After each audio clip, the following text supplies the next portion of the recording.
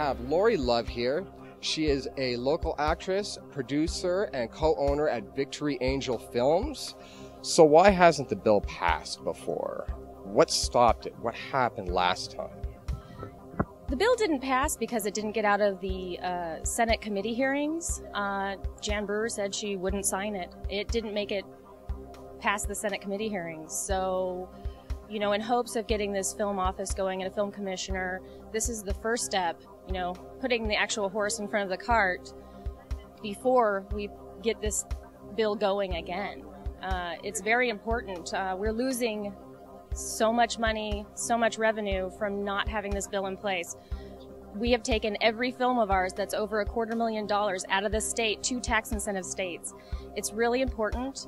I believe that it's kind of our faults for voting for people that are not listening to us or doing the work for us. We need a film tax incentive. We are a viable industry. We have tons of workers and equipment, everything that you could imagine to bring this state to, you know, like the next Hollywood. We've got everything here.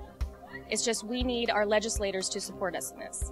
Well, the best answer I could give you for that is my informed opinion. And my opinion is that people have not done it because they realize it's not been pushed through, because people have the misconception that somehow it's taking money from the state for an industry, and it's not.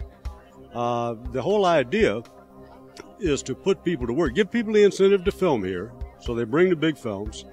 Then, when we all go to work, from, like I said, from the AD to the biggest star, take part of the money that you get from their check back to the state in taxes, because you're going to tax us when we work, and we're happy to let you have that money, but put us to work.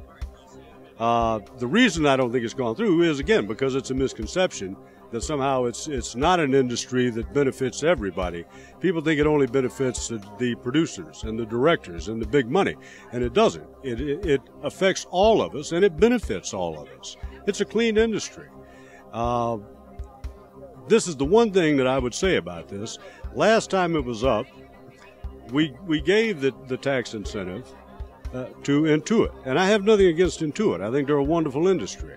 But if you watch the news the other night, there's a $3.5 million building that they built that's not going to be filled with people working at this point in time. It's sometime in the future. Well, we're here today. I mean, you can film today. You can see this pay off today in this industry.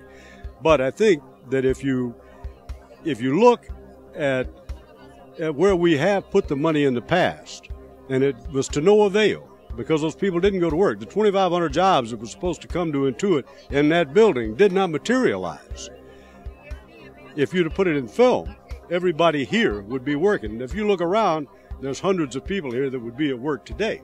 There's also a misunderstanding. A lot of the times there's a miscommunication between our senators and representatives.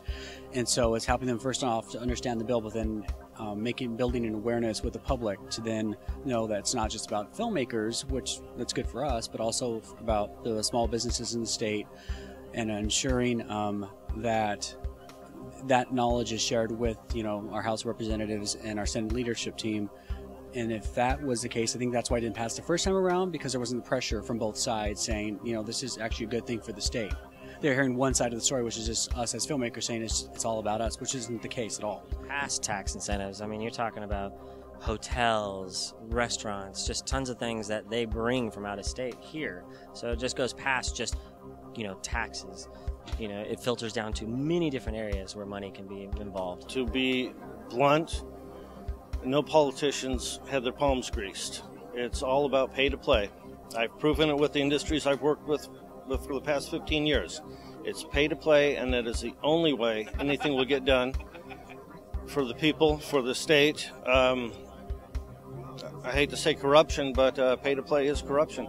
And that's why it hasn't passed. That's the only reason. 2 years ago, we came really close with our bill. We took it through the Senate, and we made it to the House, and Representative Tobin had the chance of either putting it to a vote or holding it. After they did the budget, they realized that they could only afford so much credits, and there was other credit bills that were compete with our bill, and there was some backdoor policies going on that kind of kicked our bill to the streets, so to speak.